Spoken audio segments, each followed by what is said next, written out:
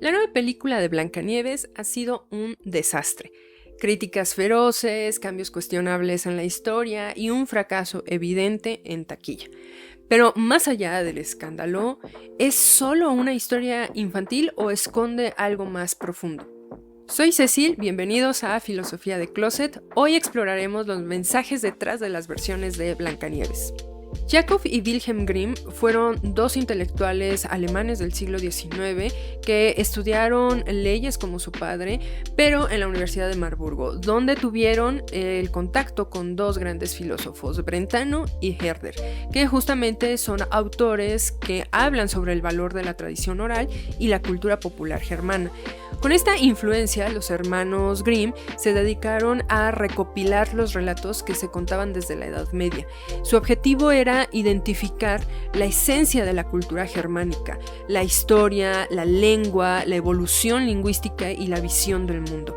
Gracias a ellos tenemos a Cenicienta, Hansel y Gretel e incluso la historia de Blancanieves. Estas historias suelen llamarse cuentos de hadas, que son estas historias que nacen de la tradición oral, son lecciones donde se muestran lo bueno, lo malo, lo correcto y lo incorrecto. En ellos siempre aparecen elementos mágicos como hechizos, brujas, animales que hablan y dos lugares muy importantes, el bosque como símbolo de lo desconocido, el peligro y también la libertad, y por el otro lado el castillo como el centro de poder. Además, siempre encontramos tres tipos de personajes básicos: el héroe o protagonista, quien enfrentará todas las adversidades y pruebas; el villano, que buscará sabotear o eliminar al protagonista; y los personajes ayuda, que siempre apoyarán al protagonista para lograr sus objetivos. Pero ahora vamos a lo interesante. ¿Qué tanto ha cambiado la historia de Blancanieves desde los hermanos Grimm hasta Disney? En la versión original de los Grimm, la historia inicia con una reina que cose junto a la ventana y de repente se pincha el dedo con la aguja. 3 gotas de sangre caen sobre la nieve, entonces ella suspira: «Oh, si tan solo tuviera un hijo blanco como la nieve, rojo como la sangre y negro como el ébano». Luego vino Disney en 1937 y en vez de dar ese inicio, pone a la madrastra como el centro de atención desde el minuto 1. Esta madrastra, obsesionada con la belleza y temerosa de que Blancanieves llegue un día a superar su belleza, decide tenerla entonces en harapos y la obliga a ser su sirvienta. Luego tenemos a Disney 2025, donde la introducción enfatiza que un día en el que hubo una gran tormenta de nieve, nació una princesa y por eso le llamaron Blancanieves. Aquí parece que es más bien una explicación para justificar por qué el personaje es Blancanieves, aunque el aspecto físico no lo justifique. Pero siguiendo con la versión de los hermanos Grimm, la historia considero que es más directa, porque incluso menciona: la madre muere al dar a luz a Blancanieves y un año después el padre se casa con una mujer hermosa, pero orgullosa y arrogante. En cambio, en 1937, Disney ni se molesta en explicar de dónde sale la madrastra, simplemente aparece como la reina malvada y ya. Pero, ¿qué tal en la versión de Disney 2025? Vaya que sí se detiene a dar un súper contexto, porque nos cuenta cómo son los padres de Blancanieves, cómo son como reyes, que son bondadosos, justos, llenos de amor. Incluso muestran escenas de cómo están conviviendo con los súbditos, haciendo pay de manzana. Pero luego la madre enferma y muere. El rey se casa con una mujer hermosa que tiene poderes mágicos, que termina siendo la madrastra de Blancanieves. La nueva reina, manda a luchar al padre y se convierte en una tirana. Entonces Blancanieves pasa de ser una princesa a una sirvienta. Y ahora que lo pienso, es un preámbulo bastante caótico y bastante meloso. Siguiendo con la versión de los hermanos Grimm, hay un personaje que es el cazador. Por órdenes de la reina, debe llevar a Blancanieves al bosque, matarla y traer su corazón en un cofre como prueba. Pero cuando el cazador está a punto de hacerlo, Blancanieves le suplica por su vida. Él cede y la deja escapar, convencido que de todos modos los animales del bosque se harán cargo de ella. Para engañar a la reina, le entrega el corazón de un jabalí, que luego ella terminará comiéndose, creyendo que es el corazón de Blancanieves. Esto le da un toque macabro al cuento, pero pensándolo bien es algo muy común de las historias medievales, que es llevar la cabeza, un brazo o un objeto representativo del vencido. En la versión animada, la tensión entre Blancanieves y el cazador se siente un poco más real por el ambiente, la música de fondo y la expresión de terror de la princesa, que sí nos hace sentir el peligro inmanente. El espejo es quien se encarga de revelarle a la reina que el cazador la engañó y que el corazón que tiene es de un animal. Pero en el remake, el cazador no ataca, ni siquiera la somete, simplemente se para frente a Blancanieves y le suelta todo un monólogo explicando la situación y él le dice que se vaya al bosque. La verdad es que esta escena se vuelve muy floja en este remake, muy forzada y carente de emoción. Y luego viene la parte más absurda. La madrastra abre la caja y dentro encuentra una manzana. La verdad es que no entiendo cuál era la finalidad de Disney de sustituir el corazón por una manzana. Pero sigamos con la versión de los hermanos Grimm. Blancanieves, cuando huye y corre con mucho miedo atravesando el bosque, los animales simplemente la ignoran. En las versiones de Disney, el bosque cobra vida, se oscurece, se vuelve aterrador y parece como si el bosque se tragara a Blancanieves. Luego, cuando ella se calma, los animales le ayudan a encontrar refugio. En el remake, Blancanieves también huye, tropieza, cae al río y toda mojada se le acerca a un cervatillo. ¿Cuál es su reacción? Sacar de su falda un pedazo de pan seco para compartirlo con el animal. Es una escena bastante ridícula y repetitiva porque minutos antes vemos cómo hace exactamente lo mismo Blancanieves con el bandido, que también le ofrece un pedazo de pan. Continuamos con la versión de los hermanos Grimm. También aparecen los enanos, que son mineros que trabajan en la montaña. Cuando Blancanieves entra en su casa, encuentra todo pequeño, limpio y acogedor. Es ella quien realmente desordena todo, prueba la comida, mueve las sillas, deshace sus camas y al regresar los enanos notan algo raro y cada uno se pregunta ¿quién ha usado mis pertenencias? Cuando la encuentran dormida la dejan descansar, pero el séptimo enano se turna entre las camas de los demás porque ya no tiene espacio. En cambio, Disney hace todo lo contrario. En la versión animada, los enanos se vuelven personajes demasiado caricaturescos, con nombres basados en su personalidad, como Gruñón, Tontín, Dormilón, Estornuda, etc. Incluso pusieron a Tontín como un enanito mudo. En Disney 2025 no solo exageraron aún más las personalidades de estos enanos, sino que los retrataron como un grupo de completos ineptos, sucios, caóticos, que pareciera que están implorando desesperadamente que Blancanieves les enseñe cómo deben vivir.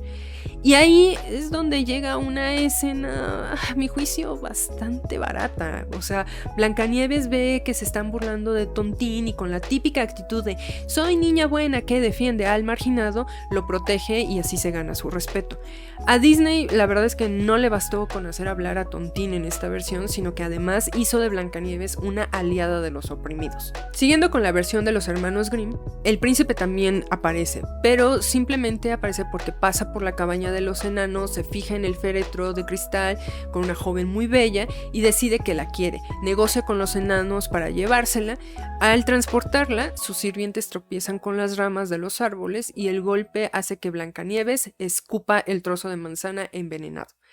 Al despertar, pregunta dónde está y el príncipe le dice que está con él, que la ama y que se casen. En la animación de 1937, el príncipe aparece al inicio, paseando por el bosque y cautivado por la voz y belleza de Blancanieves, surge el amor a primera vista, que será justo el beso de él que rompa el hechizo de la manzana envenenada. En Disney 2025, olvidamos por completo al príncipe, en su lugar tenemos a un bandido. Blancanieves lo ve por primera vez cuando está robando unas papas. Más tarde es capturado y llevado ante la reina, quien decide atarlo a las afueras del castillo para que se muera congelado. Pero Blancanieves, con su infinita bondad, lo desata y le da un pedazo de pan.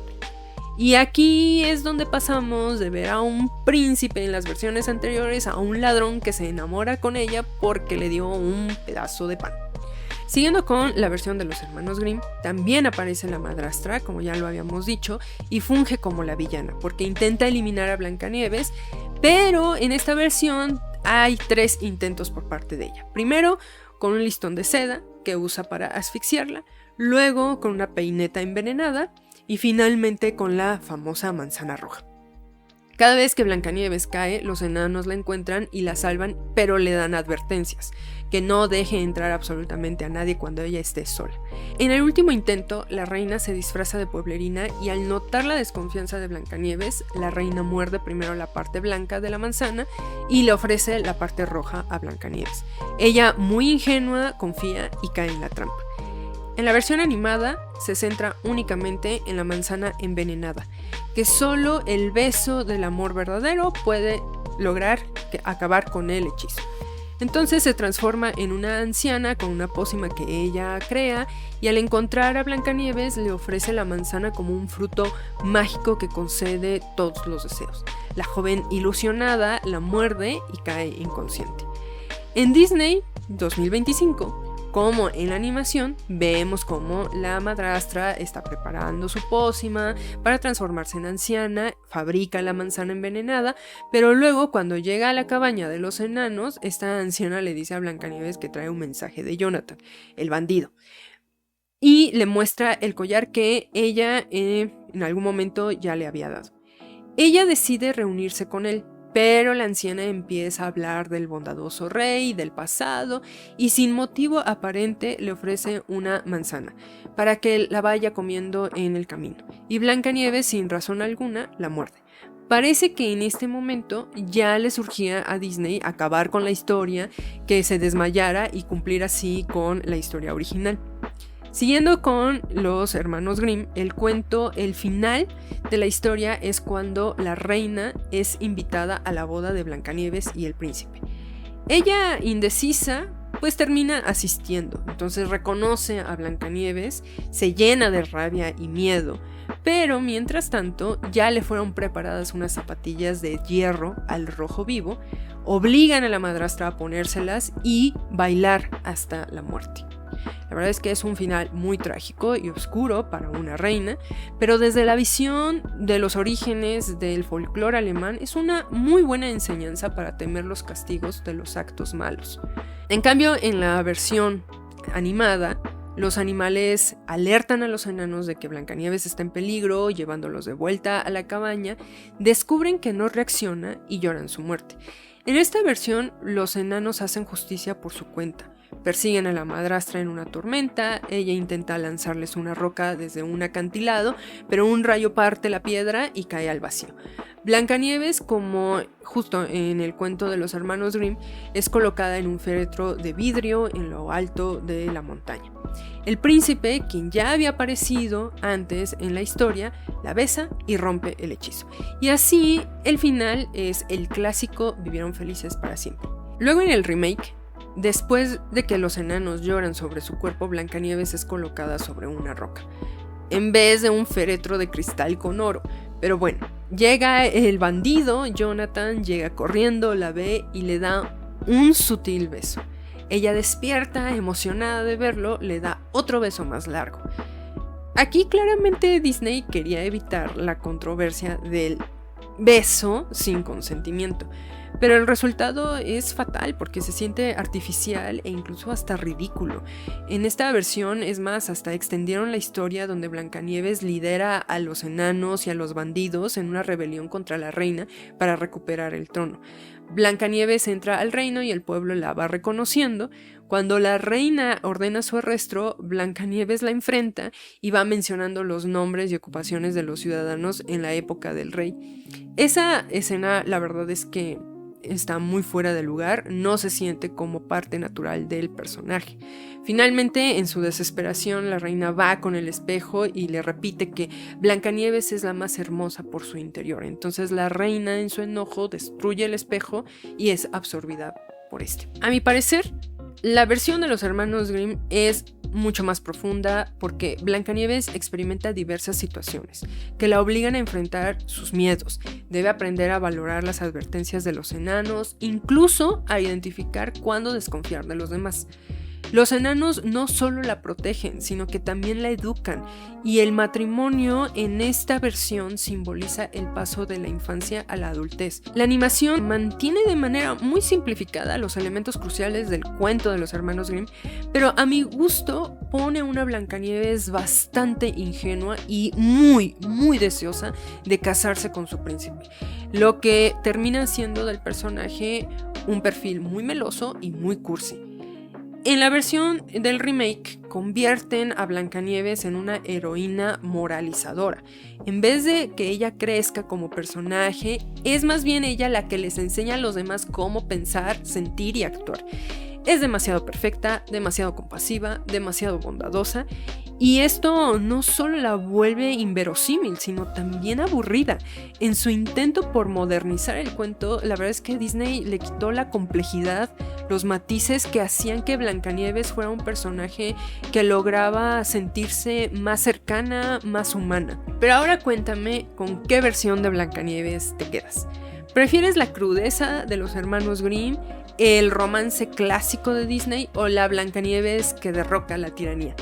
¿Crees que Disney está haciendo lo correcto al modernizar estos cuentos o debería más bien respetar y apegarse más a las versiones clásicas?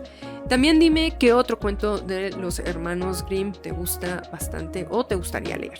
Si este episodio te dejó pensando, dale like, compártelo y suscríbete a Filosofía de Closet, el podcast que saca tu lado más filosófico. Nos escuchamos la próxima semana. Bye.